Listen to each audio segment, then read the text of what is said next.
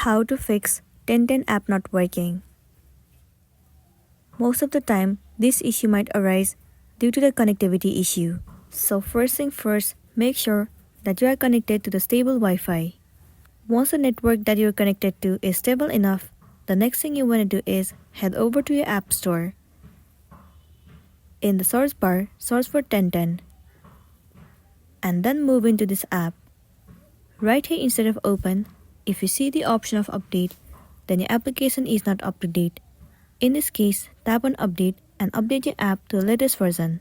Most of the time, updating the app has fixed the issue. So once your application is up to date, the next thing you want to do is head over to the settings of a device and then move into general.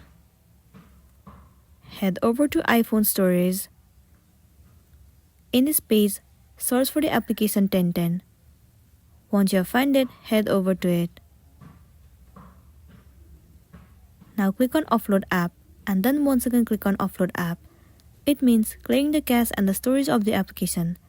It will remove all of the unwanted bugs and make your application run smoothly. But if you're still having the issue, then what you want to do is uninstall the application and then reinstall it. Reinstalling the app will definitely help you out. So that's all for today, and this is simply how you can fix 1010 app not working. Make sure to smash the like button and consider subscribing if you found this video helpful. We'll see you in the next one.